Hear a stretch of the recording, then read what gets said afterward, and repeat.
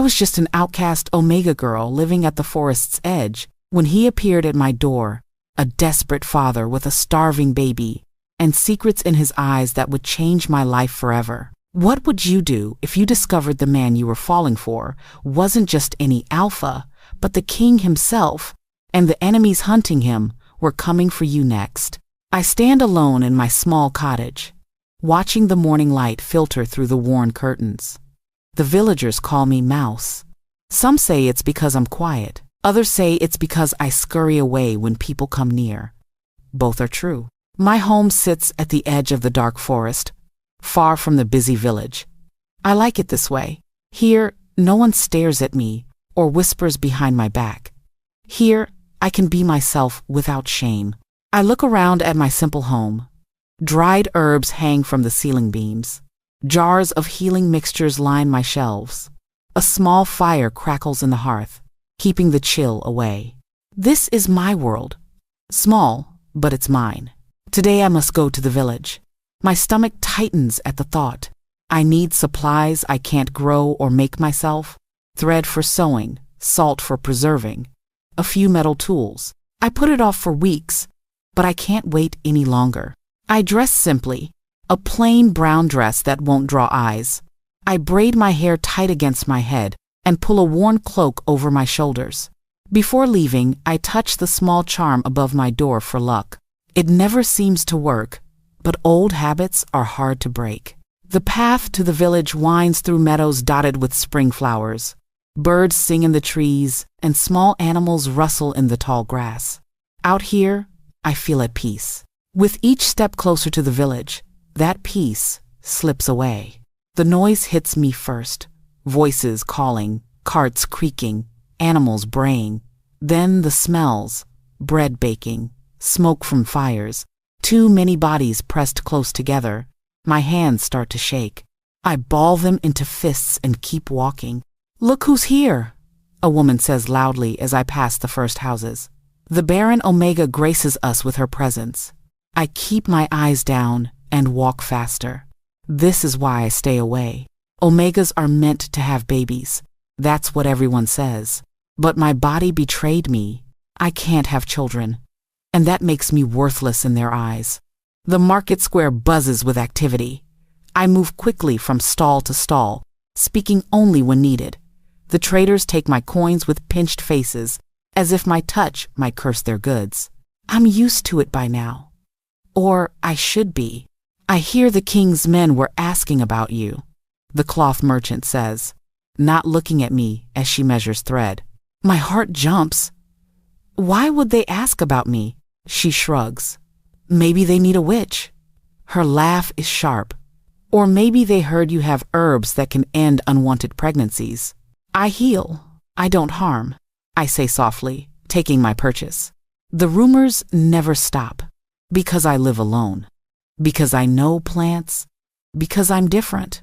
As I finish my shopping, I notice posters being hung on the town board. People cluster around, talking excitedly. Despite myself, I move closer to see. "Spring gathering tonight at the Great Hall," a boy reads aloud.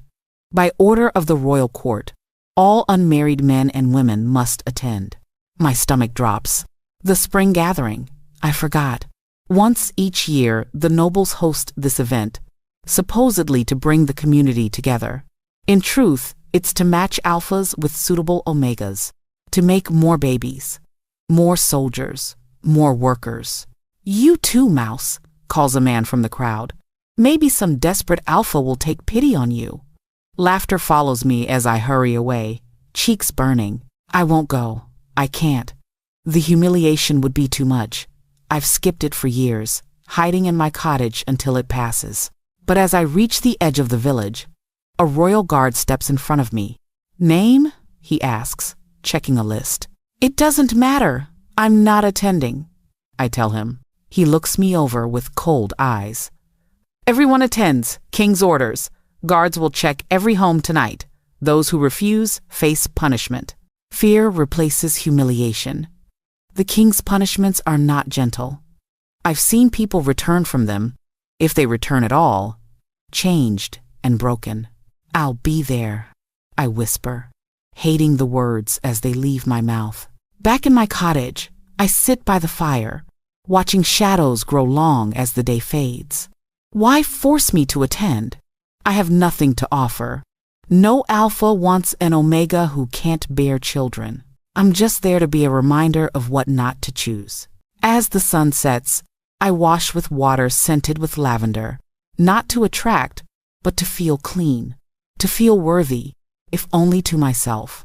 I put on my one good dress, saved for trading with wealthy merchants. It's simple, but made of finer cloth than my everyday wear. The soft blue makes my pale skin look less sickly. I let my hair down from its tight braid. It falls in waves past my shoulders. My one beauty, though I usually hide it. Tonight, let them see something of me that isn't broken. The walk to the great hall takes longer in the dark. Lanterns guide the way, bobbing like fireflies along the path. Other people pass me, dressed in their finest, laughing and talking about who might choose them. No one speaks to me. I am a ghost walking among the living. The great hall stands on the highest hill, windows blazing with light. Music drifts out into the night. My feet grow heavier with each step up the wide stone stairs. At the entrance, guards check names against their lists. When I give mine, the guard looks surprised. The mouse emerges from her hole, he says. Not unkindly, but not kindly either. Inside, the hall transforms me to another world. Hundreds of candles turn night to day. Tables groan under platters of food I've only heard about. Music fills the air from musicians in the corner. And everywhere, people, talking, dancing, looking for matches.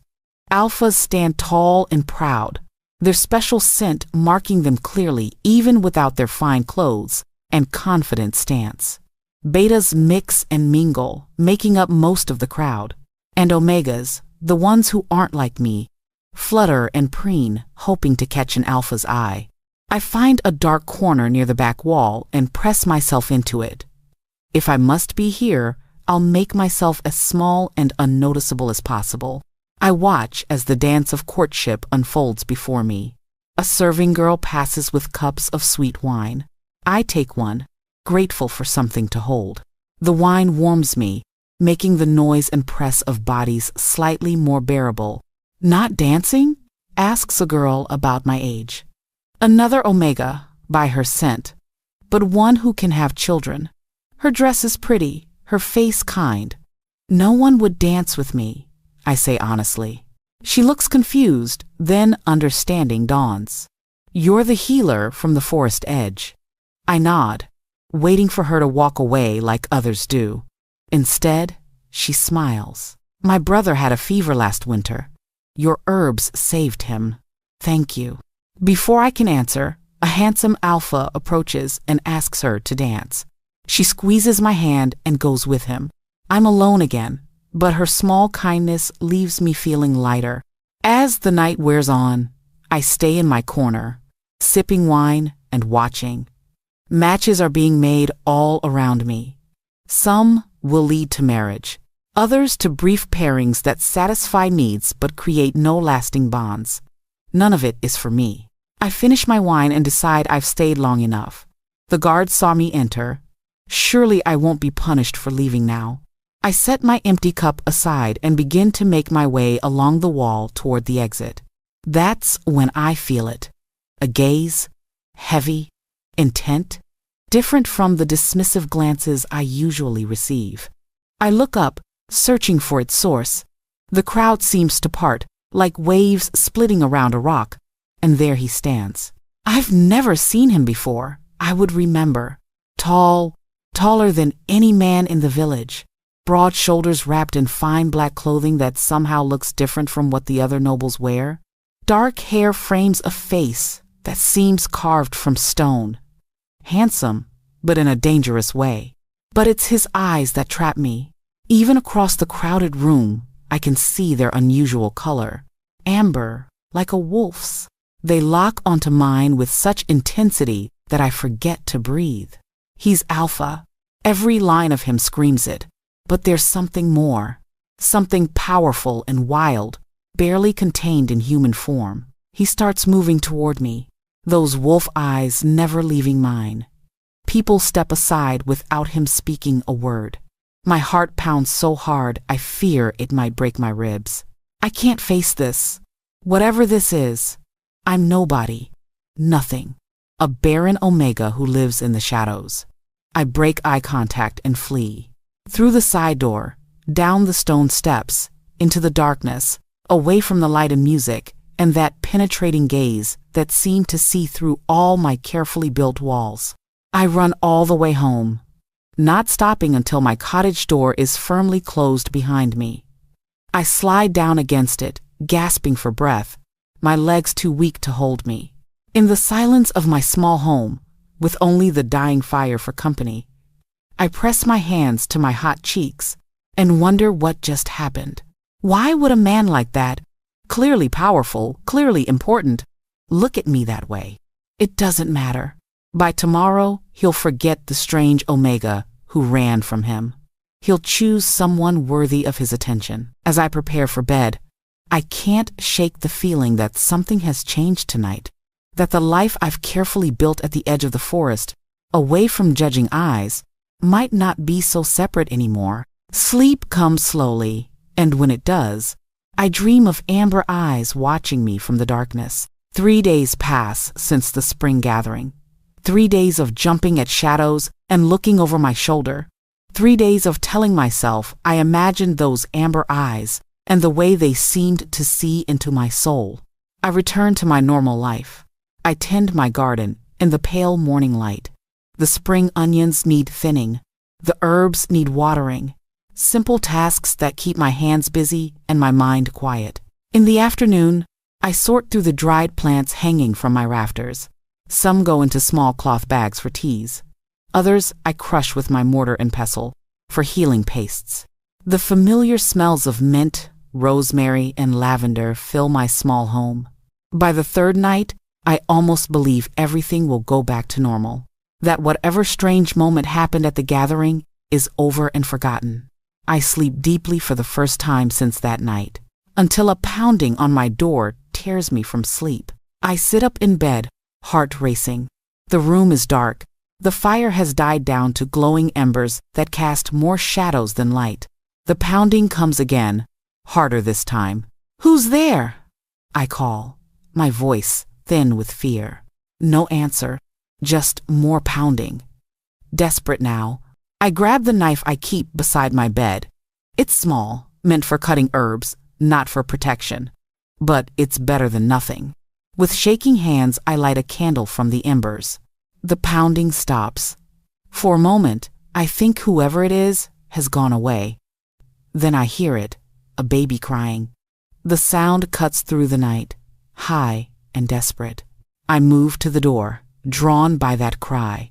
My hand hovers over the latch. This could be a trick. The villagers sometimes play cruel jokes on me, but the baby's wails sound real. No one would hurt a child just to mock me, would they? I open the door a crack, knife hidden in the folds of my nightdress. The sight that greets me steals my breath. A man kneels on my doorstep, cradling a tiny bundle against his chest. His clothes are torn and dirty.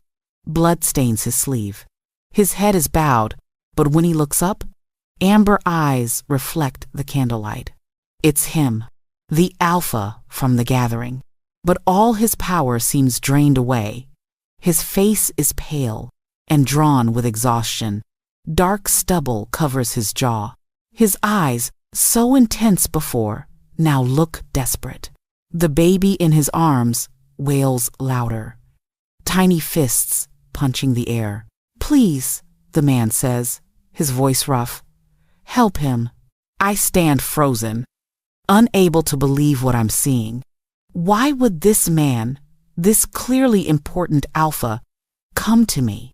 "He won't eat," the man continues, rising unsteadily to his feet. "He towers over me, even in his weakened state. I've tried everything. Goat's milk, wet nurses from 3 villages. Nothing works." The baby's cries grow weaker, which scares me more than the loud wails. I've seen enough sickness to know that's a bad sign. Why me? I ask, still not opening the door fully. I'm not. I can't. I know who you are, he says, swaying slightly.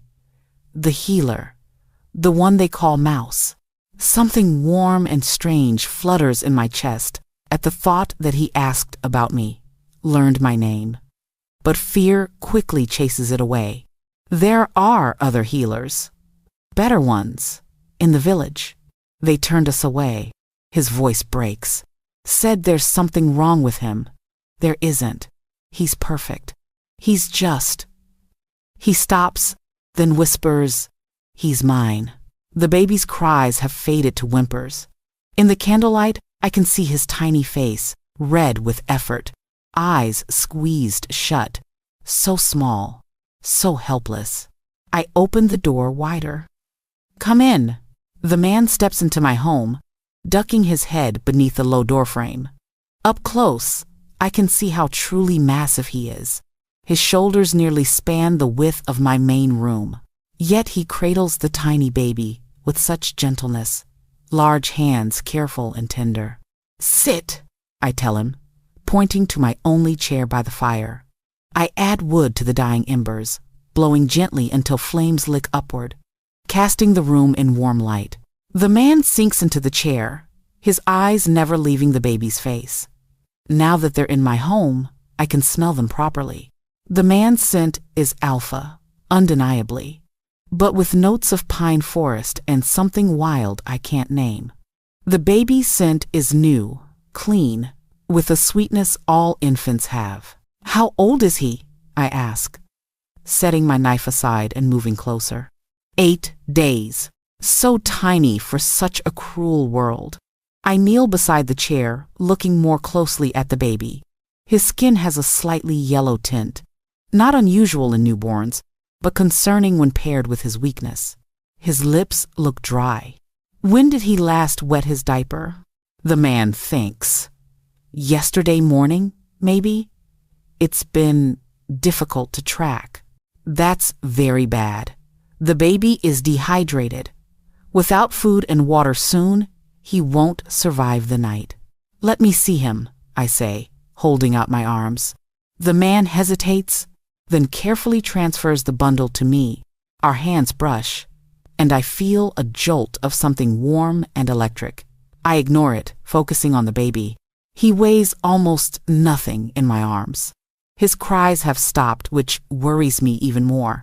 I unwrap the blanket, finer than any cloth I've ever felt, and check his tiny body. No signs of illness that I can see. Just hunger. Just desperation. "Where is his mother?" I ask softly. Pain flashes across the man's face. Dead. Birthing him. The simple words hold oceans of grief. I nod, understanding without needing more explanation. "I need to make him something to drink," I say, rewrapping the baby. "Can you hold him while I work?" The man takes the baby back, looking almost relieved to have him in his arms again. I move quickly around my small home, gathering what I need. Goat's milk from this morning, herbs, to make it easier to digest. A drop of honey for strength. I warm it all gently over the fire. As I work, I feel the man watching me. Not with judgment like the villagers, but with hope. It's a heavy feeling. "I'm not promising this will work," I say, not looking up from my task. "If many have tried and failed, they didn't try hard enough," he says firmly. They took one look at him, one look at me, and decided we weren't worth the effort. There's bitterness in his voice, which surprises me. Alphas, especially ones who look like him, aren't used to being turned away. I test the milk mixture on my wrist. Not too hot. I pour a small amount into a cup, then take a clean cloth and dip the corner into the liquid. "Let me try," I say, sitting on the small stool beside the chair. He passes the baby to me again. This time, I don't flinch at the brief touch of his hands. I stroke the baby's cheek with the damp cloth. His small mouth opens reflexively. Gently, I let drops of the mixture fall onto his tongue. For a moment, he does nothing. Then his tiny throat works as he swallows. "There you go," I whisper. "Small steps." I repeat the process, letting him take a little more each time. The man watches intently, leaning forward in the chair, hands clasped so tightly his knuckles turn white. After what feels like hours, but is probably just minutes, the baby's eyes flutter open. They're dark blue, like all newborns, but with a hint of something else around the edges. Something like his father's amber. "He's drinking," the man says, wonder in his voice. "Just a little," I caution. "Too much too fast will make him sick." But inside, I feel a small bloom of pride. The baby takes more of the mixture, his movements growing slightly stronger with each swallow. "What's his name?" I ask. "Theo," the man says softly. Then he looks at me, really looks at me, for the first time since arriving at my door. "I'm Cain." "Mouse," I reply, then correct myself. "I mean, that's what they call me. My real name is—" "I know your real name," he interrupts, "but I won't use it until you want me to." Heat rises to my cheeks. How does he know my name when even most villagers don't bother to remember it? Little Theo has fallen asleep in my arms, his breathing steadier now. I should give him back to his father, but I can't bring myself to let go just yet. His tiny weight feels right somehow. "You're hurt," I say, noticing again the blood on Cain's sleeve. He glances at his arm as if just remembering. "It's nothing." "Let me see." After I put Theo down, I rise carefully, holding the baby close, and carry him to my bed. I make a small nest of blankets for him, tucking him in securely. When I turn back, Cain has removed his outer shirt. The wound on his arm is long but not deep, a slash from what looks like a knife or sword. "Who did this to you?" I ask, gathering clean cloths and my healing salve. "People who want what isn't theirs to take." His voice is hard, then softens as he looks at the sleeping baby. People who would hurt him to hurt me. Fear prickles along my spine. I've invited danger into my home. Whatever trouble follows this man, this alpha, it's now at my doorstep too. But I can't turn them away. Not now. Not with Theo so fragile. Not with Cain looking at me like I'm his last hope. I clean the wound gently. Cain doesn't flinch, though I know it must hurt. His skin is hot under my fingers. Not fever hot, but with the natural warmth alphas carry. I try not to notice how the muscles in his arm tense as I work, or how his scent grows stronger with me standing close. "You should sleep," I tell him, finishing the bandage. "Both of you. You can take my bed. I'll use my chair." "I've taken enough from you," he says, standing. He sways slightly, and I realize how truly exhausted he must be. "The chair is fine for me." "The baby needs you nearby," I insist. "You'll rest better in a real bed, and so will he." Cain looks at me for a long moment, then nods. "Thank you." 2 simple words, but they hold more genuine gratitude than I've heard in years. I settle into my chair by the fire as Cain stretches his large frame on my small bed, curling protectively around Theo's blanket nest. Within minutes, his breathing deepens into sleep. In the quiet of my home, with the fire crackling softly and 2 unexpected guests asleep in my bed, I wonder what I've gotten myself into. This man is clearly running from something or someone dangerous. The baby needs more care than I'm sure I can provide.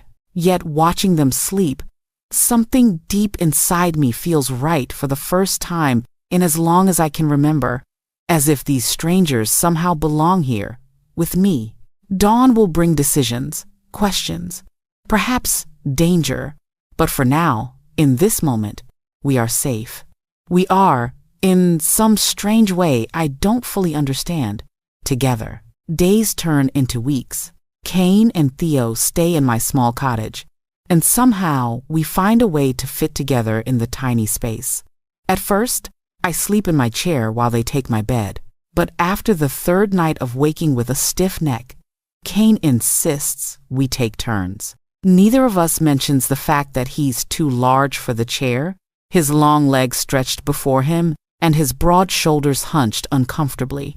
We just adapt, as people do when they must. Theo grows stronger each day. My special milk mixture works when nothing else would. His tiny body fills out, his cries becoming demands rather than pleas. The first time he truly wails, a full-throated, healthy baby scream. Kane and I look at each other across the room and smile. A real smile that reaches his amber eyes and makes something flutter in my chest. "He has your lungs," I joke, lifting the angry baby from his makeshift cradle. We've lined a basket with soft cloths, placing it near the fire where it's warm. "And his mother's temper," Kane says, a shadow crossing his face. He rarely speaks of Theo's mother, and I don't ask. Some wounds are too fresh to touch. I settle into my chair, cradling Theo against me as I feed him. Kane watches us, something soft and wondering in his expression. I try not to notice how it makes my cheeks warm.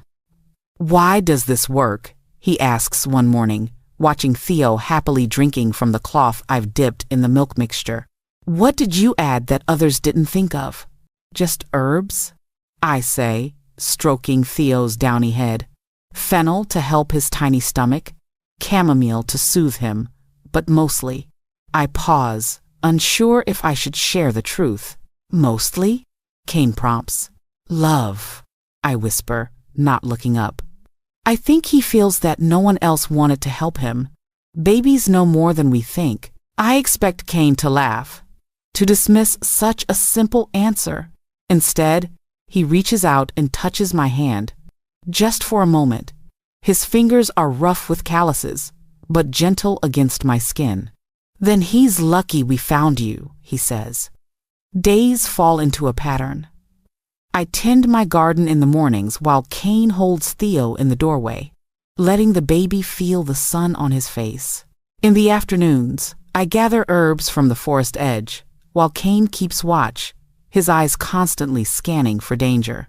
At night, we sit by the fire, taking turns holding Theo, talking in low voices about small, safe things.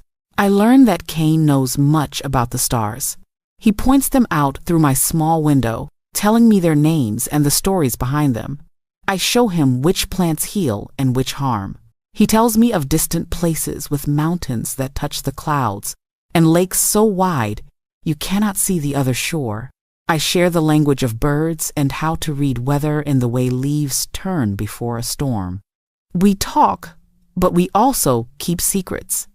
He never explains why people hunt them or who Theo's mother was. I never tell him how the village treats me or why I live alone. We are like two wounded animals, sharing a den, careful not to touch each other's tender places, until the night of the big storm. Rain pounds my roof, wind howling through the trees like a living thing.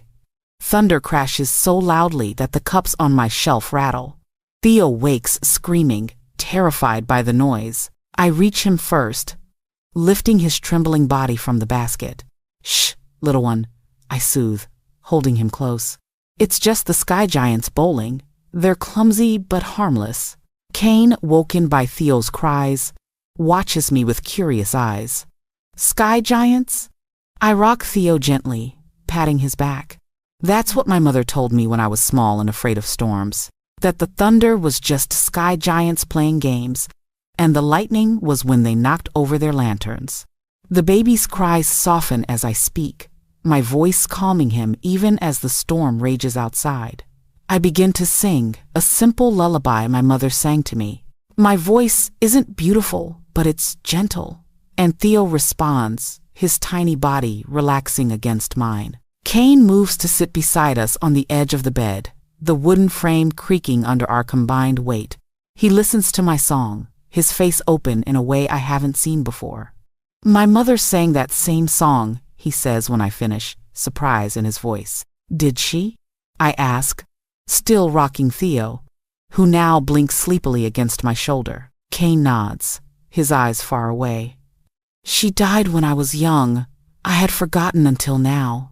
Lightning flashes. illuminating his face in harsh white light. In that brief moment, I see something raw and unguarded in his expression. The little boy who lost his mother, still living somewhere inside the powerful man. "I'm sorry," I say softly. Theo finally drifts to sleep, his small body heavy with trust against me. I should put him back in his basket, but I can't bring myself to let go just yet. "He loves you," Cain says, watching us. The simple words strike deep in my heart. Love. The one thing I never expected to have. Not from a child. Not when my own body betrayed me, making me unable to bear children of my own. "He's easy to love back," I whisper, blinking away unexpected tears. "And what about his father?" Cain asks, his voice so low I almost miss it beneath the sound of rain. "Is he easy to love too?" The question hangs between us, dangerous and thrilling. I look up at him, at his amber eyes, watching me with an intensity that steals my breath. This man who came to me desperate and wounded, this alpha who treats me with a respect I've never known from others. "I think," I say carefully, "that his father is a mystery with many layers. Some I'm only beginning to see." Cain's hand rises slowly, giving me time to pull away if I wish. I don't.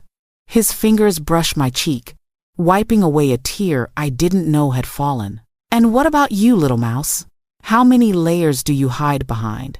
No one has ever looked at me the way he does now, like I am something precious and rare, like I matter. The feeling is so new it hurts. "The village thinks they know all there is to know about me," I say, the words coming easier in the dark, with the storm hiding us from the world. "Barren Omega. Forest witch. Useless." "And what do they miss?" he asks, his hand still warm against my face. I take a deep breath. "That I hear things others don't. The plants speak to me, if I listen closely enough. They tell me how to heal, how to help." I wait for him to laugh, to pull away. He doesn't. "Animals come to me when they're hurt, and sometimes I dream things before they happen. I've never told anyone these secrets, these strange abilities that made me even more of an outcast. The reason the village both fears and needs me. Is that why you live alone? Because they fear what they don't understand?" I nod, not trusting my voice. "Their loss," he says simply. "Their fear has blinded them to your worth." Theo stirs against me, making small noises in his sleep. I reluctantly rise to put him in his basket, tucking the blankets around him. When I turn back, Cain still watches me, his face thoughtful in the firelight. "I've commanded armies," he says suddenly. The confession startles me. I've led men into battle. I've made decisions that cost lives and saved others. Yet I couldn't feed one tiny boy. His voice breaks slightly. I couldn't keep my son alive without help. The admission costs him. I can see it in the way his shoulders tense, in the tightness around his mouth. This proud alpha confessing weakness to me. "That doesn't make you less," I tell him, sitting beside him again. "It makes you human." Some would say it makes me a failure as an alpha, as a father. Some are fools, I say, bolder than I've ever been. Strength isn't about doing everything alone. It's about knowing when to ask for help. He looks at me then with something like wonder. "How did you get so wise, hiding here in your forest cottage?" "Listening," I say with a small smile. "When people think you don't matter, they say all sorts of things in front of you. I've learned a lot by being invisible." "You're not invisible to me," Cain says, taking my hand in his. His palm dwarfs mine, strong fingers curling gently around my smaller ones. "I see you clearly, little mouse, perhaps more clearly than anyone ever has." The storm continues outside, but here in my small cottage, something shifts. A bridge forms between two lonely souls. His thumb traces small circles on the back of my hand, sending tingles up my arm. "Tell me something true," he says. "Something no one else knows about you." I think for a moment, then smile. I hate mushrooms. Everyone thinks I eat them because I gather them for healing, but I think they taste like dirt. He laughs, the sound warming me more than the fire. That's your big secret? Your turn, I challenge. Tell me something true about you. Kane's smile fades slightly, but doesn't disappear entirely. I'm afraid most of the time, he admits. Not for myself, but for Theo. For failing him. He pauses, then adds more softly. For what might happen if I let myself care too much for you? My heart beats faster. And do you care for me? His eyes hold mine, and I can't look away. More than is wise, more than is safe for any of us. Why isn't it safe? I ask, my voice barely above a whisper. Because people want to hurt me through those I love, he says, pain edging his words. They've already taken his mother. I won't risk them taking you too. Love. The word hangs between us, neither confirmed nor denied. I should pull away, end this dangerous conversation, return to the safety of our careful distance. Instead, I lean closer. I'm stronger than I look, I tell him. I know, he says. That's part of why I kenned. He stops, swallowing his words. Part of why you what? Instead of answering, he reaches out, his hand cradling the back of my neck. Slowly, giving me every chance to pull away, he draws me closer. When his lips meet mine, they're surprisingly soft for such a powerful man. The kiss is gentle, questioning, brief. He pulls back, watching my reaction. No one has ever kissed me before. No one has ever wanted to. I shouldn't have done that, he whispers, though he doesn't move away. I'm glad you did, I answer honestly. Outside, the storm begins to fade, thunder rumbling in the distance now. Inside, something new has taken root between us. Something fragile and tender and frightening in its intensity. We don't kiss again that night. Instead, we talk until dawn breaks, sharing pieces of ourselves we've kept hidden from the world. I tell him about my mother teaching me the ways of plants, how she died when fever swept the village, how the people turned on me when they discovered I couldn't bear children, as if my worth lay only in my womb. He tells me of training since childhood to be a leader, of the heavy burden of responsibility, of losing people he cared for to enemies who never seemed to tire. He doesn't name names or places, still keeping those secrets, but I feel each loss in his voice. By morning, when Theo wakes demanding food and attention, something has changed between us. A bond formed in the darkness, strengthened by shared vulnerabilities and tender truths. As I feed Theo his morning meal, Kane's hand rests lightly on my shoulder. Not possessive, but protective, connecting us. I lean slightly into his touch, accepting the silent offering of comfort, of belonging. For the first time in years, I don't feel alone. We've both been outcasts in our own ways. Him, bearing burdens too heavy to share. Me, deemed worthless for what my body cannot do. Yet together, with this tiny life between us, we found something unexpected. A family, perhaps. Or at least the beginning of one. 1 month passes with Kane and Theo in my small cottage. Spring deepens into early summer, the forest around us bursting with new life. My garden thrives under daily care. Rows of vegetables stretching toward the Sunday Theo grows too, his tiny body filling out, his cries strong and healthy. Sometimes when he looks at me, I swear he smiles, though Kane says it's too early for real smiles. It's just gas, he insists, though I catch him trying to make Theo smile when he thinks I'm not looking. We've settled into a rhythm, the three of us. Kane repairs things around my cottage during the day. The leaky roof, the wobbly table, the door that never quite closed properly. I tend to my plants and make my healing mixtures, with Theo nearby in his basket. At night, we sit by the fire, talking in low voices as Theo sleeps. Kane still takes turns with me in the bed, neither of us mentioning the night of the storm or the kiss we shared, but something has changed between us. His hand lingers when he passes me Theo. Our fingers brush when we reach for the same cup. Our eyes meet across the room, holding for heartbeats longer than necessary. I try not to think about what happens next, about how this can't last forever. Kane has a life somewhere else, responsibilities he never fully explains. Sooner or later, he will leave, and I will be alone again, but with the memory of what it felt like not to be. On market day, I go alone to the village as usual. Kane stays behind with Theo, hidden in my cottage. No one in the village knows they're there.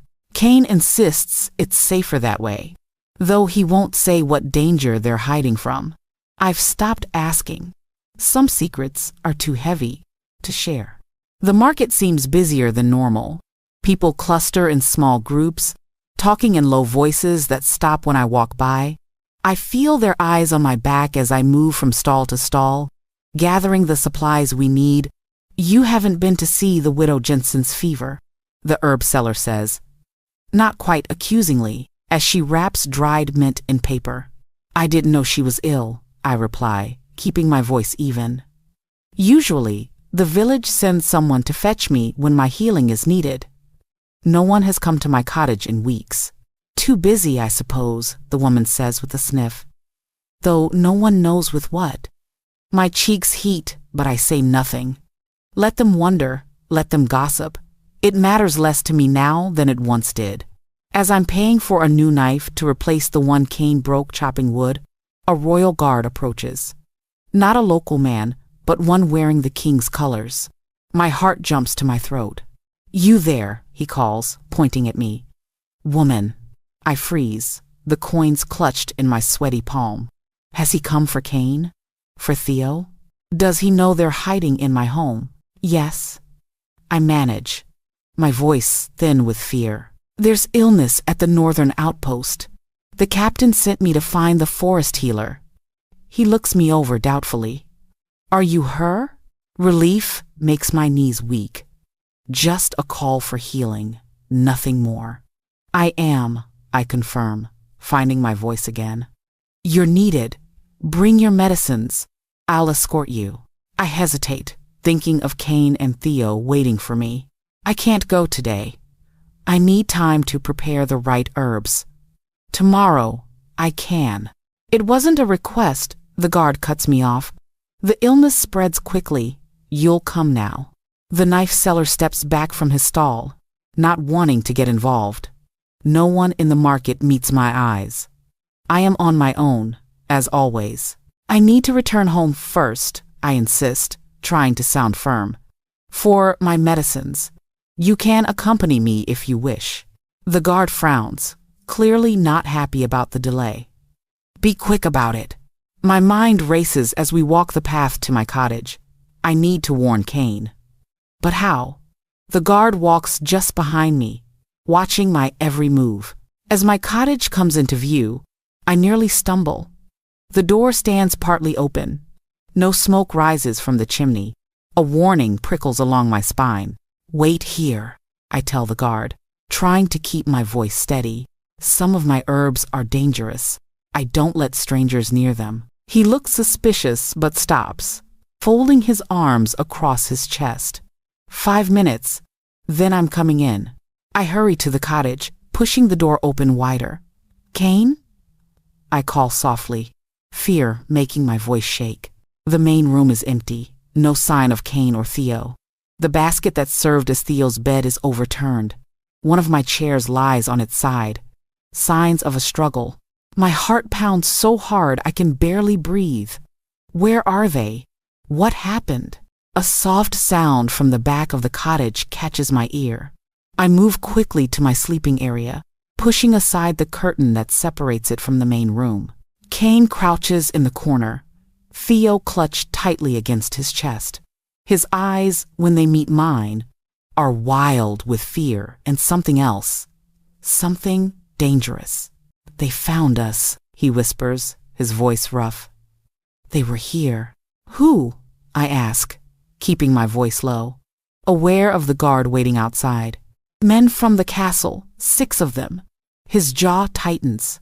They had orders to take Theo, to kill me if I resisted. Cold fear washes over me. There's a guard outside now. He wants me to go to the northern outpost.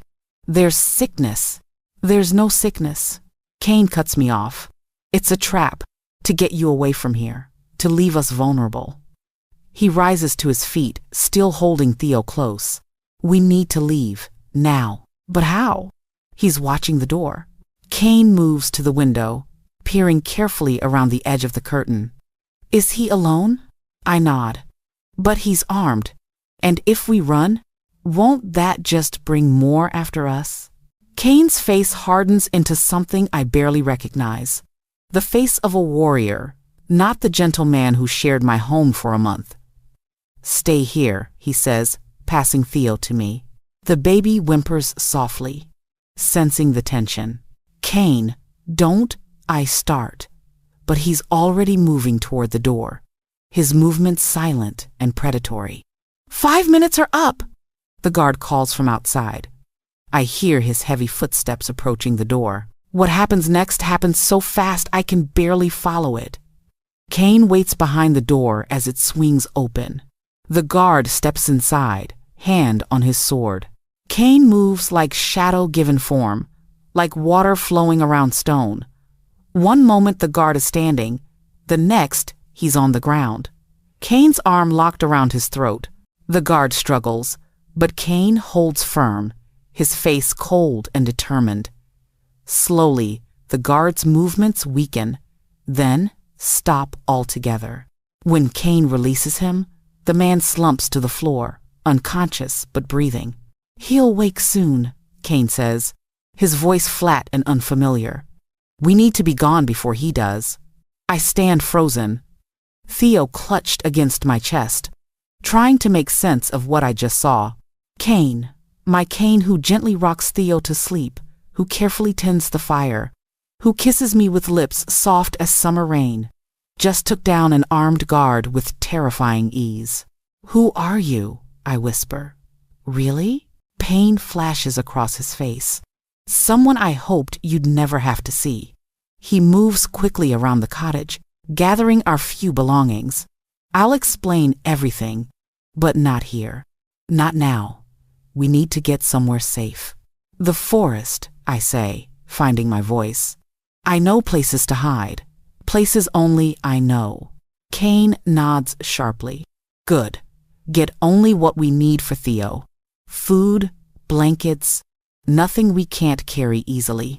I move quickly, wrapping bread and cheese, filling a skin with goat's milk for Theo. I grab my herbs for healing, a blanket for the baby. My mind struggles to catch up with what's happening. Just this morning, we were safe, happy even. Now we're running for our lives. Kane, I say as he checks the guard's bonds. There were 6 men earlier. Where are they? He doesn't meet my eyes. They won't be following us. The cold certainty in his voice tells me all I need to know. Those men are dead. Kane killed them. The knowledge should terrify me. Instead, I feel a strange, fierce gratitude that he protected Theo, protected me. We slip out the back of the cottage, into the shelter of the forest. Kane carries a small pack with our supplies. I carry Theo, wrapped snugly against my chest. We move quickly, following game trails I know well from gathering herbs. We need to put distance between us and the village, Kane says, his voice low. They'll send more men when these don't return. The forest welcomes us with green shadows and the soft music of birds. I lead Kane to paths only animals use, avoiding the wider trails that villagers might follow. The trees grow thicker here, the undergrowth dense and tangled, perfect for hiding. There's a cave, I tell him, near the big waterfall.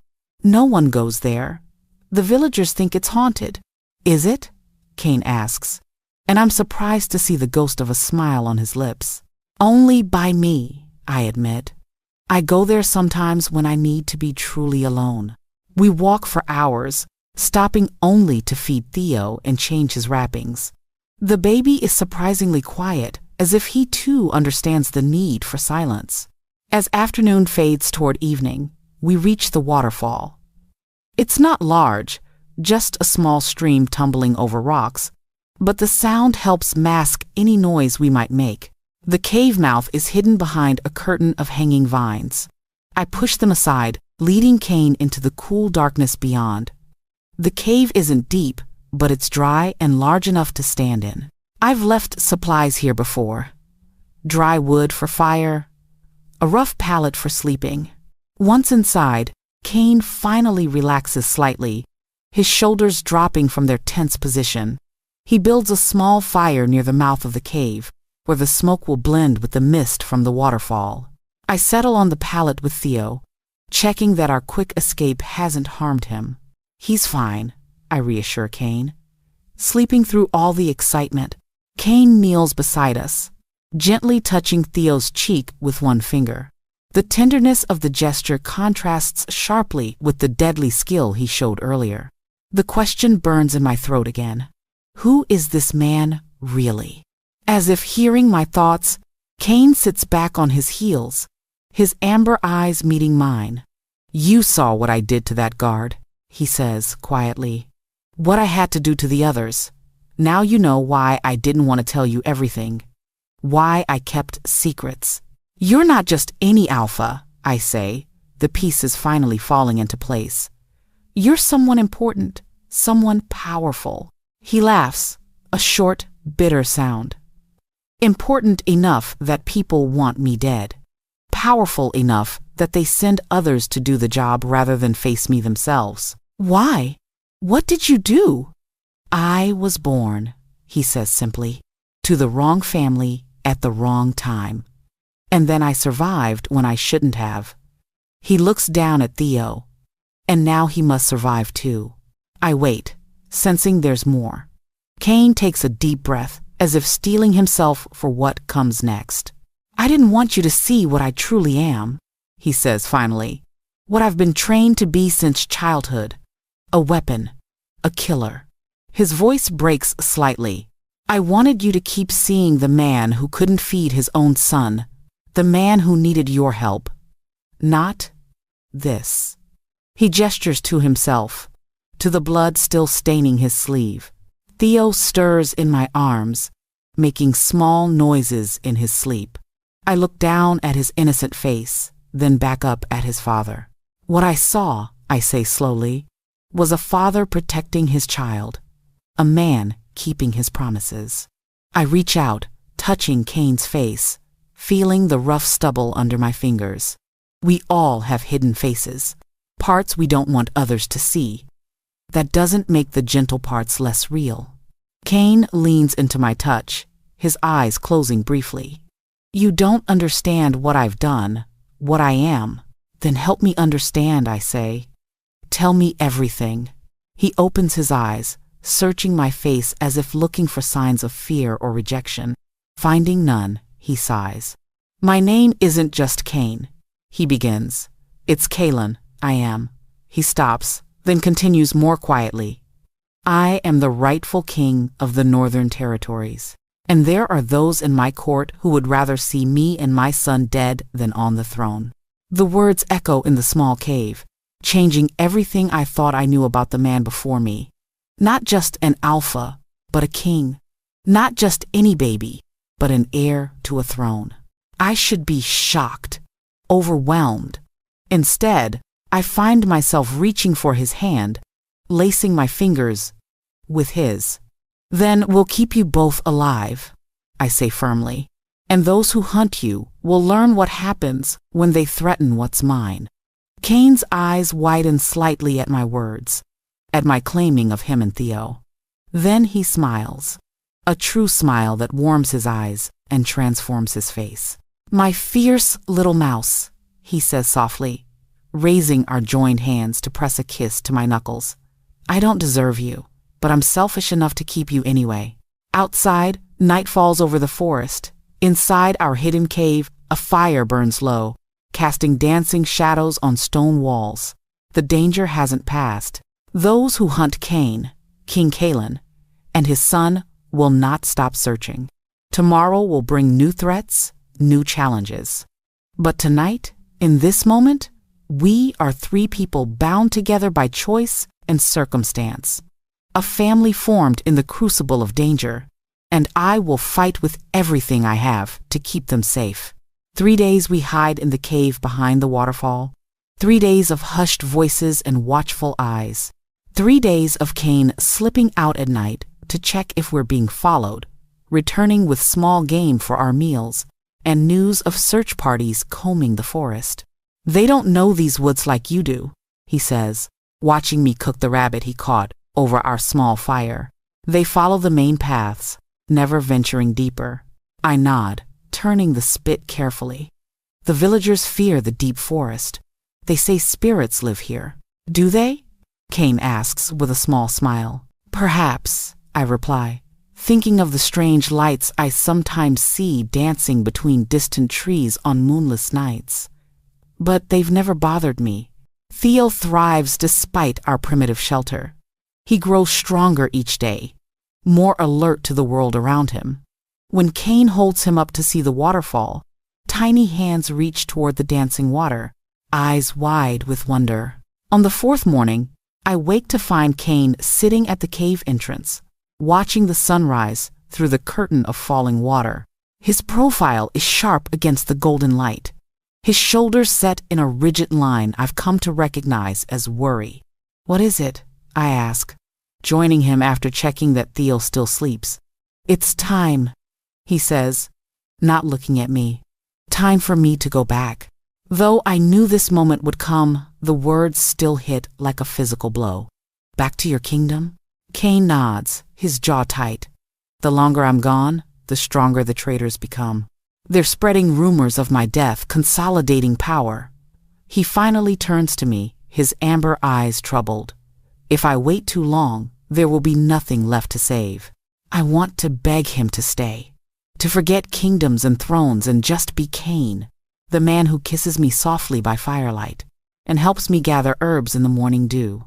But I know that man and the king are one and the same. To ask him to abandon his people would be to ask him to be someone he's not. When? I ask, my voice smaller than I'd like. Today. As soon as it's fully light. So soon. Too soon. And Theo? I ask, though I already know the answer. Cain's eyes move to the sleeping baby. I can't take him with me. Where I'm going. What I must do. It's no place for an infant. He takes my hand, his palm warm against mine. He's safest with you, away from court intrigue and assassin's blades. I should feel honored by his trust. Instead, I feel the heavy weight of responsibility settling on my shoulders.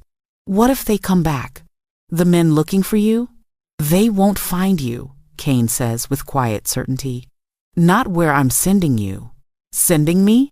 I repeat, confusion replacing sadness. Cain nods. There's a place in the far northern forest, a small settlement of people like you, healers, herb workers, those who hear the plants speak. He smiles at my surprised expression. Yes, there are others with your gifts. I've known of them for years. They live apart from the kingdom's politics, protected by ancient agreements and the forest itself. Hope flickers in my chest. Others, like me? A whole community. They'll welcome you and Theo, keep you both safe until I can come for you. The thought of a place where I might belong, where my differences would be valued rather than feared, is almost too wonderful to imagine. Yet the price, Cain leaving us, dims the brightness of this promise. How will you find us again? I ask. Cain reaches inside his tunic, pulling out a heavy silver chain with a pendant. The metal catches the morning light, flashing with blue fire. He places it around my neck, the weight unfamiliar against my skin.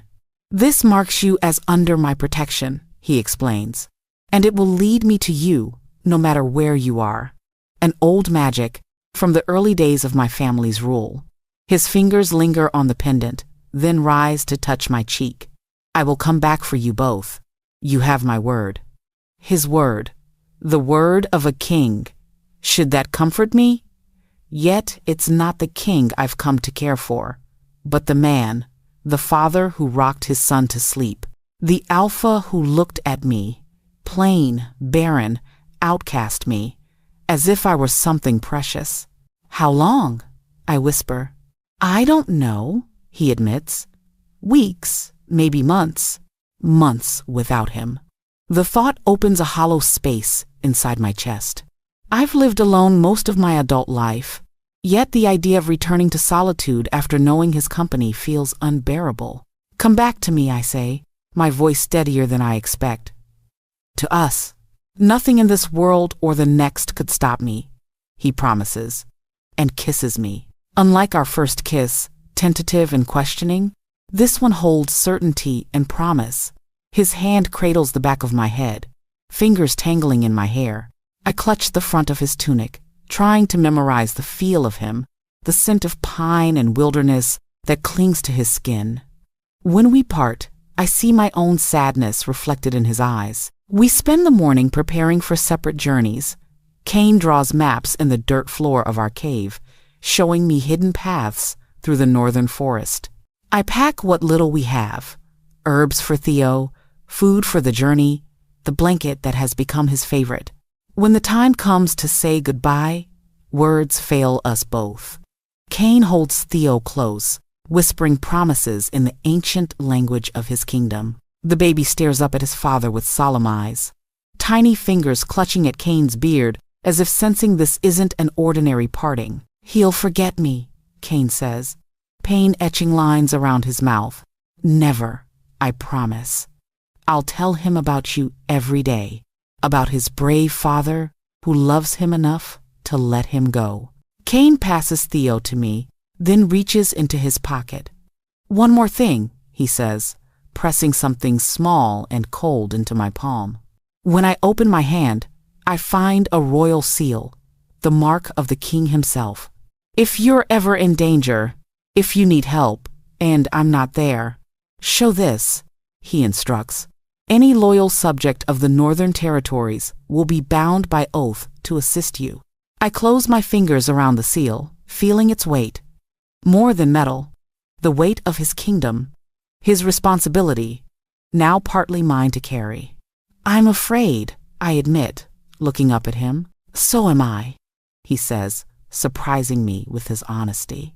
But fear doesn't make us weak, it makes us careful.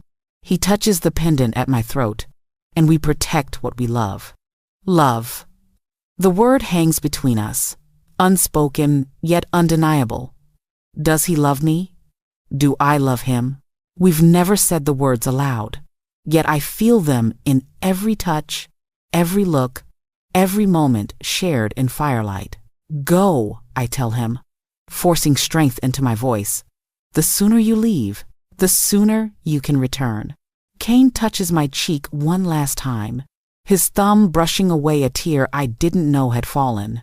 My brave little mouse, he murmurs, taking on wolves to protect my cub. Then he's gone, slipping through the waterfall curtain like a shadow, leaving Theo and me alone in the suddenly empty cave. I don't cry, not then. There will be time for tears later, in the dark when Theo sleeps. For now, I have a journey to begin and a baby to protect. We leave the cave an hour after Cain, heading north as he instructed. The forest feels different without him, larger, wilder, full of unseen eyes watching our progress. I keep Theo close against my chest, one hand on the pendant Cain gave me, drawing strength from its solid weight. The journey north takes 7 days.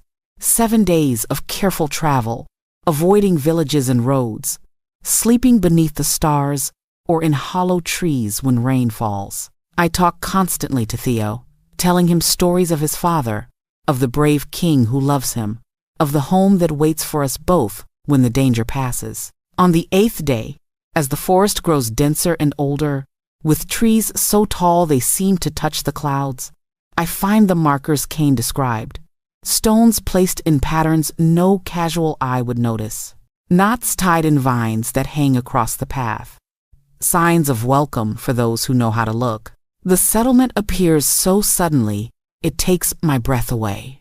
One moment we're in unbroken forest, the next we're standing at the edge of a clearing filled with small houses built between and around ancient trees. Smoke rises from stone chimneys.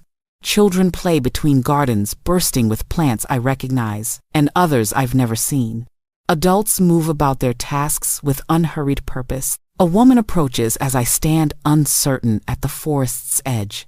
She's older than me, with silver streaking her dark hair and laugh lines around her eyes. When she smiles, something in me relaxes for the first time since Cain left. "You must be the one he told us would come," she says, her voice warm and welcoming. "The king's healer with the prince." I'm startled by the titles. "You know who they are? Who I am?" She nods. "King Kalen has been our protector for many years.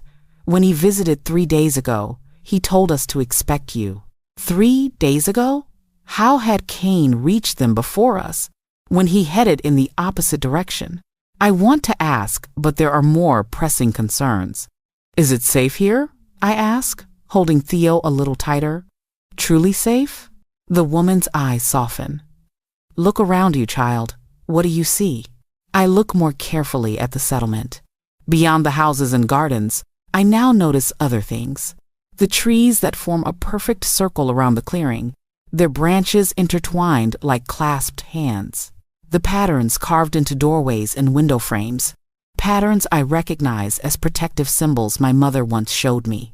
The plants that border the paths, all varieties that warn or defend. A fortress, I murmur, hidden in plain sight. "For generations," the woman confirms, "those who mean harm cannot find this place. Those who bring harm cannot enter." She holds out her hands. "Now, let me show you where you'll stay while you wait for your king to return." I follow her into the settlement, aware of curious but kind eyes watching our progress. Children pause in their play to stare at Theo. Adults nod respectfully as we pass. No one looks at me with the dismissal or disdain I'm used to from the village. Here, my differences don't set me apart. They make me belong. The woman leads us to a small house nestled between 2 giant oaks, their branches forming a natural roof over part of the structure. Inside is simple but comfortable. A bed large enough for Theo and me, a fireplace already lit against the evening chill, shelves stocked with familiar herbs, and new ones I'm eager to learn about. "You'll be happy here," the woman says, watching me take it all in. "And safe. For how long?" I ask. The question that's been haunting me since Cain left. She shrugs slightly. "That depends on what the king finds when he returns to his throne, on who still lives, who should not, and who has died, who should live." Her expression grows serious. The struggle for power won't end quickly or cleanly. You must be prepared to wait. Wait. The word settles heavily in my chest. Wait while Cain faces unknown dangers alone. Wait while Theo grows day by day without his father. Wait and hope that the promise of return isn't broken by death. That night, after Theo is asleep in the small cradle someone has thoughtfully provided, I finally allow my tears to fall. I cry for the cottage I may never see again, for the man who held me as if I were precious, for the uncertain future that stretches before us. When morning comes, I dry my tears and begin again. The settlement welcomes us fully, sharing their knowledge of plants and healing I've never encountered. I learned that my ability to hear plants speak is rare, but respected here. Theo becomes everyone's favorite, passed between willing arms when I need rest. Days turn to weeks, weeks to a month. Each night I hold the pendant Cain gave me, whispering to it as if it might carry my words to him wherever he is. Each morning I tell Theo stories of his father, keeping Cain alive in the only way I can. And each day I scan the edges of the forest, watching for a tall figure with amber eyes who promised to return to us. Waiting, always waiting. 2 months pass in the hidden settlement. Summer reaches its peak, the forest bursting with life and color. Theo grows faster than I thought possible. He holds his head up now, watches the world with curious eyes that grow more like his father's each day. When he smiles, real smiles, not the gas Cain once teased about. My heart feels too big for my chest. I learned from the forest people, soaking up their knowledge of plants and healing like dry earth drinks rain. They teach me to listen more deeply to the green growing things, to understand their whispered secrets. I show them my ways of mixing herbs for healing, knowledge passed down from my mother. We trade skills and stories, and for the first time in my life, I feel truly seen, valued, part of something larger than myself. But always, always, I watch the forest edge. Always, I hold the pendant Cain gave me, warming it between my palms each night. Always, I tell Theo stories of his father, the brave king who will return for us. Your father's eyes shine like yours, I tell him, as we sit in the evening sun outside our small house. And his laugh makes everyone want to laugh with him. He's tall, taller than any man you've ever seen. And strong, strong enough to protect us, smart enough to know when to ask for help. Theo babbles in response, tiny fingers grasping at my hair. At 4 months old, he's alert and curious about everything. The settlement children adore him, bringing him small treasures, smooth stones, interesting leaves, tiny wooden toys carved by patient hands. You're good with him, says Mara, the elder who first welcomed us. She settles beside me on the bench, her kind eyes watching Theo's antics. As if you were born to be his mother. The words touch a tender place in my heart. I can't have children of my own, I admit, the truth easier to share here than it ever was in my village. My body can't bear them. Mara makes a small sound of understanding. Yet the mother forest has given you this child to love. Sometimes she gives us what we need in unexpected ways. I think of Cain, of how seeking help for his son brought him to my door, of how my supposed curse, my inability to bear children, which made me worthless in the village's eyes, became the very thing that let me help when others turned him away. Do you think he'll come back? I ask, the question that haunts my days and nights, finally finding voice. Mara is silent for a long moment. The king's path is dangerous, she says finally.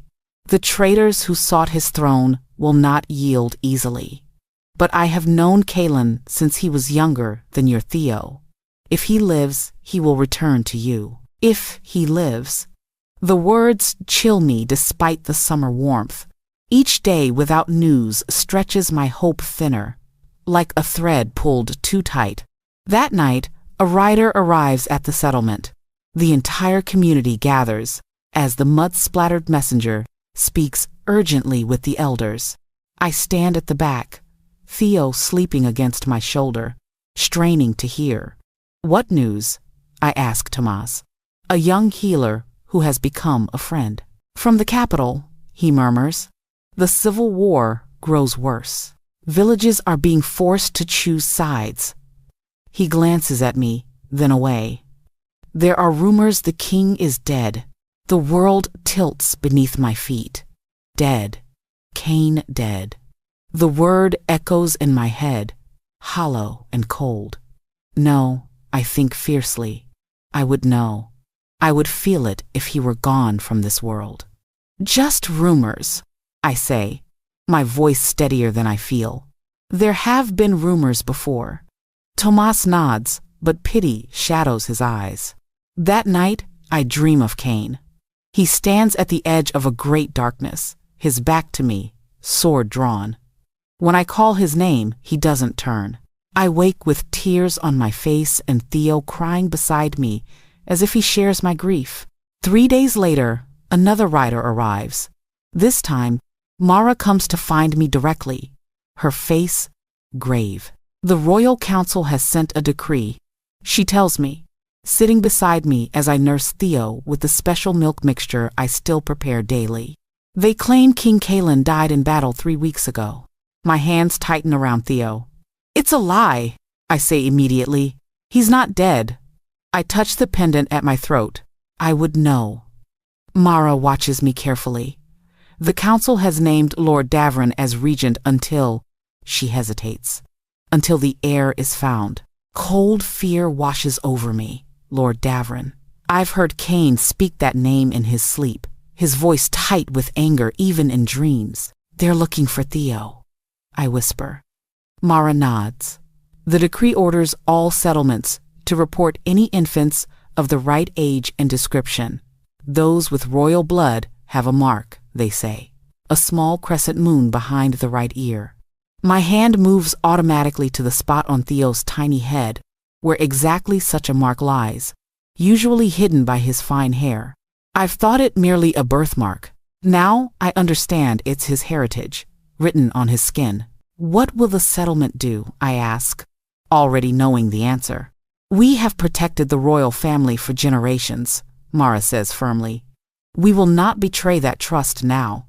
Relief floods me, but it's short-lived. However, she continues, not all in these woods share our loyalties. The decree has been sent far and wide. It offers rewards for information. She meets my eyes directly. Gold loosens even loyal tongues. I understand her warning. We may not be safe here much longer. A week passes in tense waiting. I rarely leave our small house, keeping Theo close at all times. The pendant Cain gave me never leaves my throat. The royal seal rests in a pouch at my waist. I sleep lightly, waking at every sound from the forest. On the 8th day, Tomas bursts into our house without knocking, his face pale with fear. Royal guards, he gasps. At the north edge, 20 at least, led by a woman in the council's colors. I'm already moving, gathering Theo's blanket, a bag of essential herbs, the food I keep ready. How did they find us? This place is protected. Someone guided them, Tomas says bitterly. For gold or from fear, it doesn't matter now. He takes my arm. The elders are delaying them with welcome rituals, but they won't be fooled for long. You must go out the south path. I'll show you. With Theo securely wrapped against my chest, I follow Tomas through the settlement. We keep to the shadows between houses, avoiding the commotion at the north entrance, where I can hear formal greetings being exchanged. My heart pounds so loudly, I fear it will give us away. We're nearly to the south edge of the settlement when a cold voice stops us. Going somewhere? A woman stands blocking our path. Her fine clothes mark her as not from the settlement, the council's crest gleaming on her cloak. Behind her stand 4 armed guards. How did you... Tomas begins. Did you think we'd be foolish enough to approach from only one direction? The woman asks, her voice like ice. We surrounded the entire settlement before dawn. I pull Theo closer, feeling his tiny heart beating against mine. What do you want? I ask, though I already know. Her eyes fix on the bundle against my chest. By order of the Royal Council, all infants matching the description of the missing heir must be surrendered to proper care. He's my son. I lie, fear making my voice sharp. The woman smiles without warmth. We have witnesses who say otherwise, witnesses who saw the king bring you here, who heard him call the child his heir. She steps closer. An Omega-declared baron cannot bear a child. He cannot be yours. The old shame rises in me, barren, worthless, less than. But I push it aside. What was once my greatest pain is now Theo's best protection. Cain entrusted him to me, I say, lifting my chin. The king himself placed this child in my care. Cain is dead, she says flatly, killed in battle with the northern rebels. I saw his body myself. Her eyes harden. The child will be raised by suitable nobles loyal to the throne. Something in her eyes tells me the truth. If I surrender Theo, he will not live to see another sunrise. He is an inconvenience to whatever power they've seized in Cain's absence. My hand moves to the pendant at my throat, seeking comfort in its familiar weight. The woman's eyes follow the movement. widening slightly when she recognizes the royal jewel. "Where did you get that?" she demands. "From the king," I answer, "when he placed his son in my care." Her face hardens. "Hand over the child and the pendant, and you may live. Resist, and you share the fate of all traitors to the crown." Beside me, Tomas shifts nervously. "Mouse," he whispers. "We're outnumbered." He's right. Even if I could somehow fight, I can't risk Theo being hurt in the struggle. I think desperately of the royal seal in my pouch. Could I show it to the guards? Would they honor it over the councilwoman's orders? Or is the entire royal guard now loyal to Lord Davrin? "No," I say, the word rising from some deep, fierce place inside me. Theo stays with me. The woman sighs as if I'm a troublesome child. "Seize them both," she orders her guards. "Kill the healer if you must, but the child must not be harmed, yet." The guards step forward, hands on their swords. Tomas moves to stand between us and them, though he carries no weapon. I back away slowly, mind racing. There's no escape behind us, only the solid wall of a storage building. "Please," I whisper, not to the guards, but to the forest around us, to the plants that have shared their secrets with me, to the earth beneath my feet. "Help us." Something shifts in the air. A subtle change, like the moment before a storm breaks. Beneath our feet, the ground trembles slightly. The guards hesitate, looking down in confusion. Then it happens. Vines, the thick, woody kind that grow up the sides of the settlement buildings, suddenly writhe like snakes, whipping around the guards' ankles. Roots burst through the packed earth, tangling their feet. The woman in council colors shouts in alarm as a hanging plant drops from above, its tendrils wrapping around her arms. "Run," Tomas urges, his eyes wide with shock at what's happening. I don't wait to see more. Clutching Theo tightly, I sprint past the struggling guards, into the welcoming shadows of the forest. Behind me, I hear shouts of confusion and fear. Before me, the trees seem to shift, opening a path I've never noticed before. The forest itself is helping us escape. I run until my lungs burn, following the strange path that opens before me and closes behind. Theo, miraculously, remains quiet against my chest, as if he too understands the need for silence. When I finally stop, gasping for breath, I'm in a part of the forest I've never seen before. The trees here are ancient, their massive trunks wider than my cottage was. Moss hangs from branches, filtering the sunlight into green-gold beams. The air feels different, older, somehow, wilder. "Thank you," I whisper to the silent sentinels around me. Whether they hear or understand, I don't know, but I feel safer here than I have since Cain left. I find shelter beneath the roots of a fallen giant, a space just big enough for Theo and me. As night falls, I keep him warm against my body, humming softly to keep his small whimpers at bay. We have no fire, no food beyond what I grabbed in my hasty departure, and no clear direction to travel. But we have each other. We have the pendant that connects us to Cain. And we have a forest that, for reasons I don't fully understand, seems determined to protect us. Your father will find us, I promise Theo as he finally drifts to sleep. And those who would harm you will learn what it means to face a king's wrath. I touch the royal seal in my pouch, drawing strength from its solid weight, and mine. In the darkness of our root shelter, with danger all around and an uncertain future ahead, I make a silent vow. No one will take Theo from me. No one will use him as a pawn in their power games.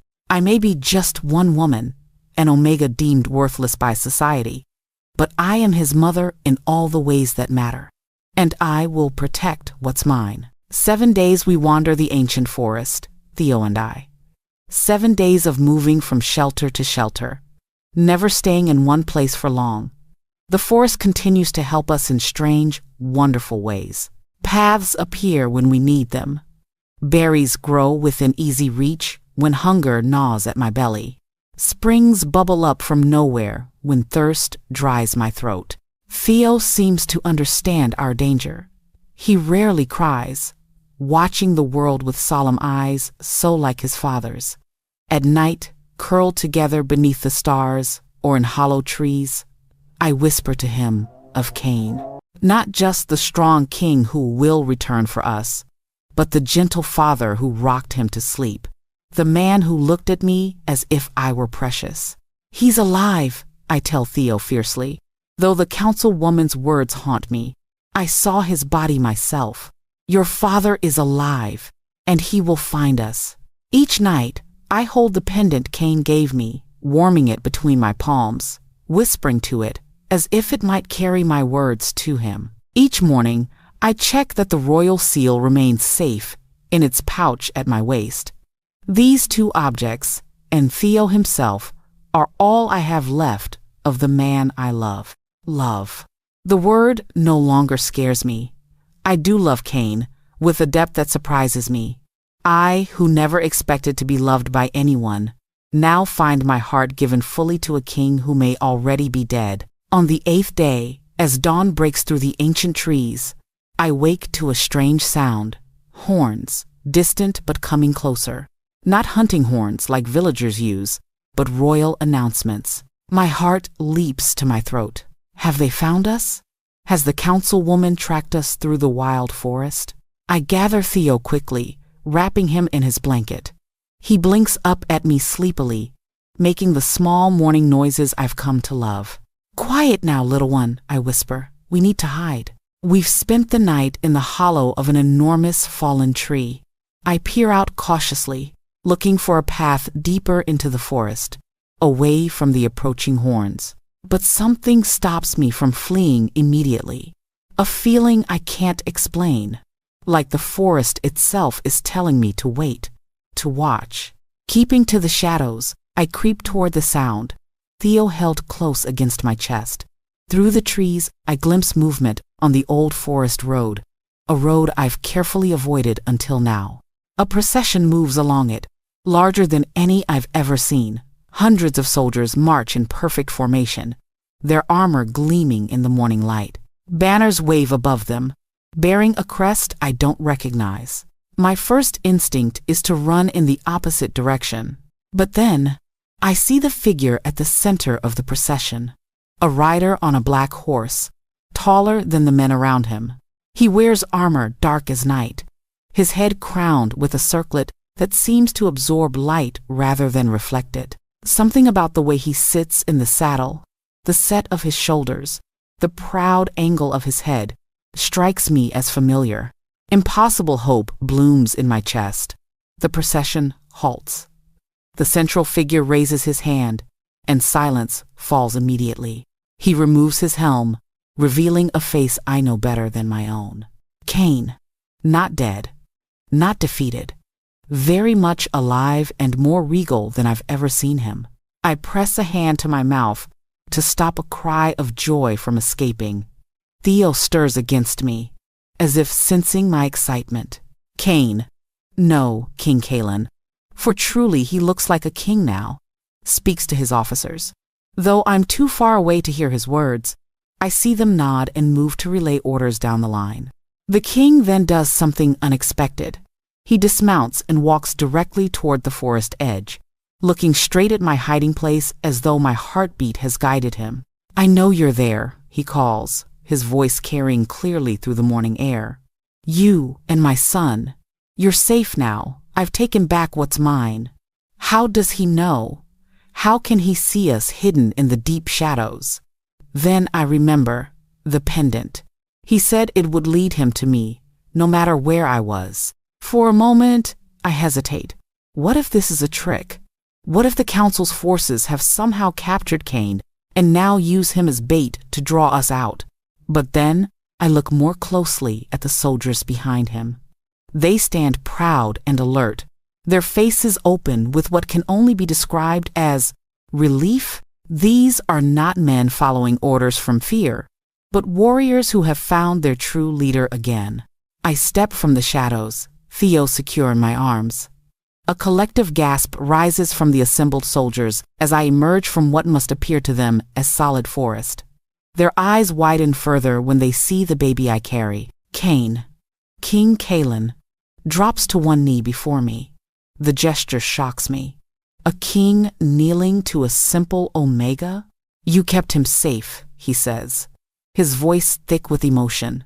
When all others would have surrendered him, you protected my son. Our son, I correct softly, surprising myself with my boldness. Something flashes in his amber eyes. Pride, joy, love.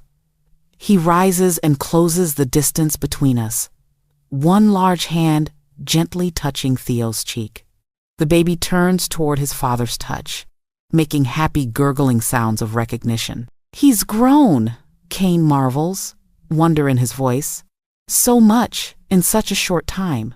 He has your eyes, I say, and your stubborn nature. Cain laughs, the sound warming me more than any fire could. Then his face grows serious again. The royal council spread lies of my death while trying to eliminate all who might challenge them, he explains, including my son. They never imagined I'd hide him with an Omega they dismissed as worthless. Your deficiency saved the heir to the throne. I should flinch at the reminder of how society views me. Instead, I stand taller. What others see as weakness often hides unexpected strength, a lesson my enemies have learned to their sorrow. Cain agrees. His eyes soften as they meet mine, and one I will never forget. He turns to the assembled soldiers, raising his voice. Behold your prince, kept safe by the courage and wisdom of his guardian. The soldiers cheer, the sound echoing through the ancient trees. Theo startles at the noise, then waves his tiny hands as if accepting their tribute. Cain laughs again, the sound of a father proud of his son. When the cheers fade, he turns back to me, taking my free hand in his. I've come to bring you both home, he says. If you'll have me. Home? I repeat, thinking of my abandoned cottage, of the hidden settlement we fled. To the northern palace, Cain clarifies. Not as my son's keeper, but as my queen, as my mate. The words steal my breath. Queen? Mate? Me? The forest mouse? The barren Omega? The village outcast? Why me? I ask, voice barely above a whisper. You could have anyone. Cain's fingers brush my cheek, just as they did the night of our first kiss. Because you saw me at my weakest and showed me strength I didn't know existed, he says simply. Because you loved my son before knowing he was a prince. His hand moves to the pendant at my throat, his fingers warm against my skin. Because the forest itself rises to protect you. I think of the vines that trapped the council guards, the paths that appeared when we needed them, the way the ancient trees sheltered us from harm. Not coincidence, but connection. My gift for hearing plants speak has grown into something more powerful during our time in the wilderness. The throne is mine again, Cain continues. The traitors have been dealt with, but the kingdom needs healing after the civil war. It needs someone who understands both strength and gentleness. His amber eyes hold mine. It needs you, little mouse. I need you. Theo reaches for his father, tiny fingers grasping. I pass him carefully to Cain, watching as the powerful king cradles his son with infinite tenderness. The sight makes my heart swell. What if the court rejects me? I ask, voicing the fear that rises through my joy. A barren Omega from the forest edge? Cain's expression hardens. Let them try, he says, and for a moment I glimpse the warrior who reclaimed his throne from traitors. Then his face softens again. But they won't. You saved their prince. You hold royal magic. He touches the pendant.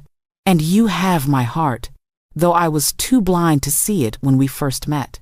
When you stared at me across the great hall, I ask, remembering that first frightening, thrilling moment when our eyes met.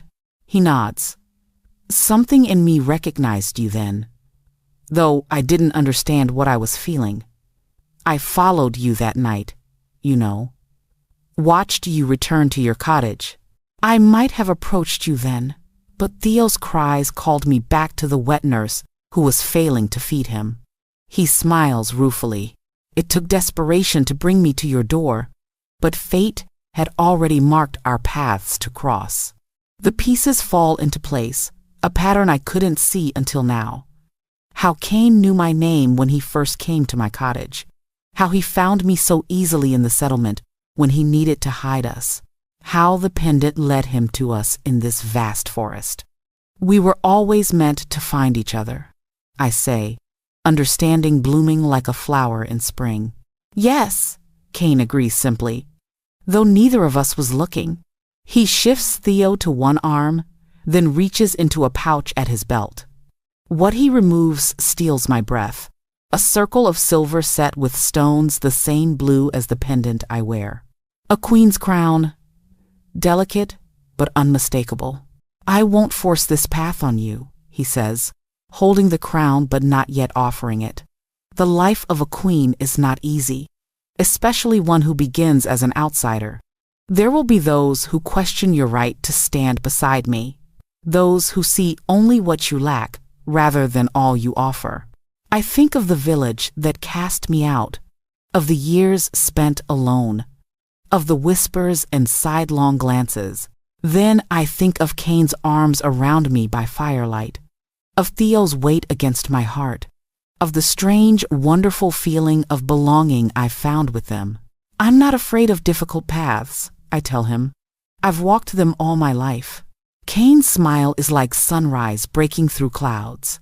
Is that a yes, my little mouse? Yes, I say, the word feeling right in every way. Yes to being Theo's mother. Yes to being your queen, your mate. Yes to everything. He draws me close, Theo cradled between us. When he kisses me, it feels like coming home after a long journey, like finding a piece of myself I didn't know was missing. The soldiers cheer again, but I barely hear them. In this moment, the world narrows to just the three of us. A family forged in crisis, tested by separation, and now reunited stronger than before. When we part, Cain places the circlet on my head. It's lighter than I expected, as if made to fit me perfectly. What happens now, I ask, suddenly aware of the hundreds of eyes watching us. Now we return to the capital, Cain says, where a kingdom waits to meet its new queen and celebrate the return of its prince. His eyes gleam with pride and love. Where we begin to rebuild what was broken and create something stronger in its place. As if understanding the importance of the moment, Theo lets out a happy gurgle, reaching for the pendant at my throat. Cain and I both laugh, the sound rising to join the birdsong in the ancient trees. He approves, Cain says, smiling down at our son. Our son, no longer just Cain's child that I protect, but ours together. The thought fills me with a joy so bright it almost hurts. As Cain leads me toward the waiting procession, the forest whispers around us. Not goodbye, I realize, but see you soon.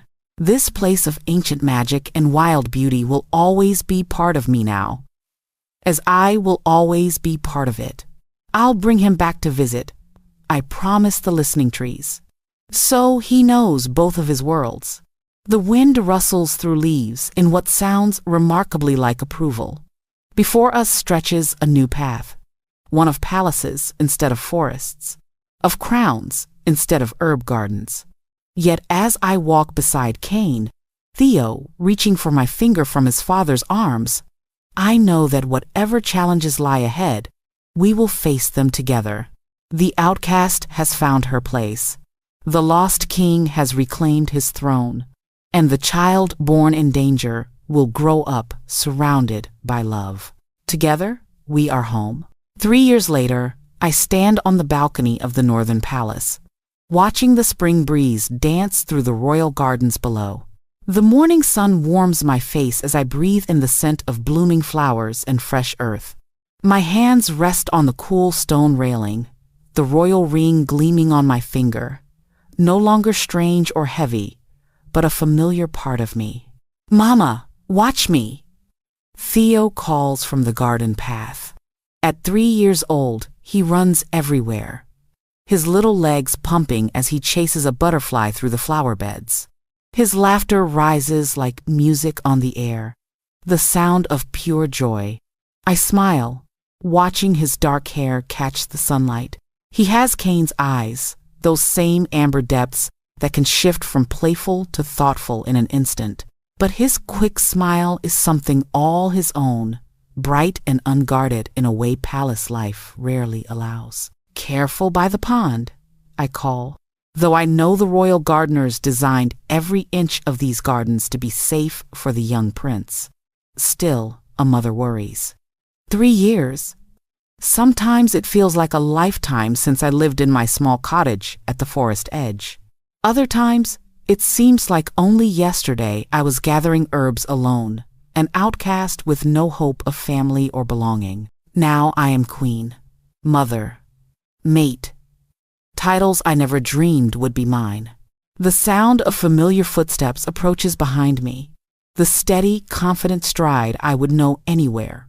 Strong arms slide around my waist, a warm chest pressed against my back. Cain's scent envelops me, that unique blend of pine, forest, and alpha power that still makes my heart beat faster. "Watching our little wildling?" he murmurs against my hair, his chin resting on top of my head. "He found a butterfly," I say, leaning back into his embrace. "Apparently, it's very important that he catch it to show me." Cain chuckles, the sound rumbling through his chest. "Good luck to the butterfly. Our son is nothing if not determined." Our son. The words still warm me from the inside out. Though I didn't bear him, Theo is mine in all the ways that matter. He runs to me with scraped knees and triumphs alike. He falls asleep to my stories and wakes calling my name. Cain's hand moves to rest on the rounded curve of my belly where our daughter grows. The royal healers called it a miracle when I conceived.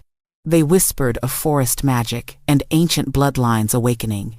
Whatever the reason, the child who kicks against her father's palm is proof that barren was just another label that failed to define me. "How are my girls today?" Cain asks, his voice gentle. "Hungry," I admit with a laugh. "Again? Your daughter seems to think I should eat every hour." "Smart girl," he approves, taking care of her mother already. Below us, Theo abandons his butterfly chase and spots his father. "Papa, come see what I found." "Duty calls," Cain says, pressing a kiss to my temple before stepping back. "The southern delegations will be arriving soon. Will you join us in the throne room?" I nod, smoothing the front of my dress. A simple design by royal standards, but made of finer cloth than I ever dreamed of touching in my old life. I'll be there after I check on the new plantings in the healing garden. Cain smiles, understanding in his eyes. Though I am queen, with all the duties that entails, he has always made space for the healer in me to continue her work. The royal gardens now include extensive beds of medicinal herbs, many rare varieties I've gathered from across the kingdom. I train young healers in their use, preserving knowledge that might otherwise be lost. The delegates are shocked enough to find an Omega on the throne, Cain says, his eyes twinkling with mischief. They'll be even more shocked to find one who commands their respect so thoroughly. I think of yesterday's council meeting, where I silenced a pompous duke with knowledge of border laws he thought I couldn't possess. They still underestimate what's different. I say it's their greatest weakness. Cain laughs, a full, rich sound that carries across the garden. Theo looks up from his exploration, waving excitedly. "I'll see you both shortly," Cain says, squeezing my hand before heading down to join our son. I watch them together, the tall, powerful king kneeling in the dirt beside his small son, examining whatever treasure Theo has discovered. My family, my home. The journey from forest outcast to queen wasn't easy. Those first months in the palace tested everything I thought I knew about myself. Courtiers whispered behind jeweled hands. Nobles questioned my right to stand beside their king. Servants tested my patience with small rebellions against Omega authority. Cain never wavered.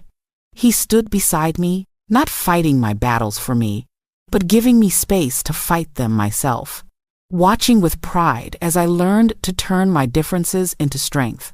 The royal gardens below have been transformed under my care, no longer just pretty flowers arranged in stiff patterns, but a living, useful space.